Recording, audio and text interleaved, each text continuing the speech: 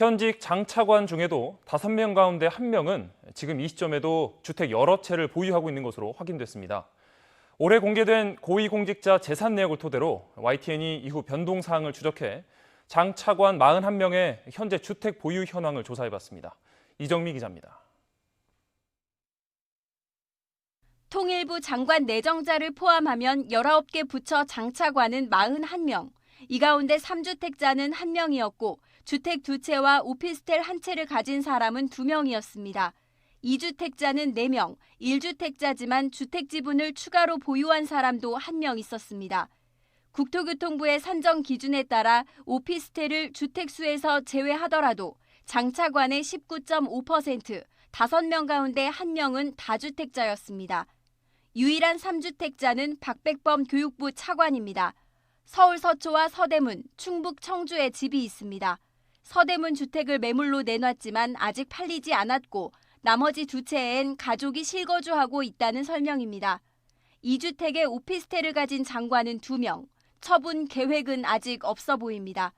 박영선 중소벤처기업부 장관은 집 한 채가 일본에 있습니다. 강경화 외교부 장관은 가족이 실거주하는 집 2채, 그리고 오피스텔은 일부 지분을 가진 것으로 확인됐습니다. 주택금융정책을 총괄하는 주무부처죠. 기획재정부 홍남기 장관도 주택과 분양권을 가진 2주택자입니다. 문성혁 해양수산부 장관과 이정욱 여성가족부 장관, 윤종인 행정안전부 차관도 2주택자입니다. 해명을 들어봤습니다. 홍남기 장관은 분양권의 경우 이미 중도금 일부를 낸 상황이라며 난처해야 합니다. 문성혁 장관은 교수로 있던 스웨덴 생활을 아예 접은 건 아니다. 이정옥 장관은 대전에 배우자가 거주하고 있어 정년이 끝나면 팔 거라는 입장입니다. 윤종인 차관은 세종 아파트 분양권이 전매 제한에 걸렸다는 설명입니다. 다들 이유가 있지만 일반 다주택자도 마찬가지 아닐까요? 1주택자지만 오피스텔이나 주택 지분을 가진 장차관도 5명 있었습니다. 오피스텔은 대부분 업무용으로 쓰고 있다는데요.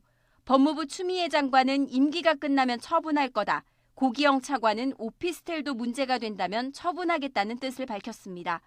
그래도 지난 3월 재산 공개 이후 집을 처분한 장차관들이 있어서 41명 가운데 절반 이상인 25명은 1주택자였고 무주택자도 있었습니다. 하지만 집은 없어도 상가를 여러 채 보유했거나 많은 땅을 가진 경우가 있어서 결국 또 다른 부동산에 투자하는 것 아니냐는 지적도 나옵니다. YTN 이정미입니다.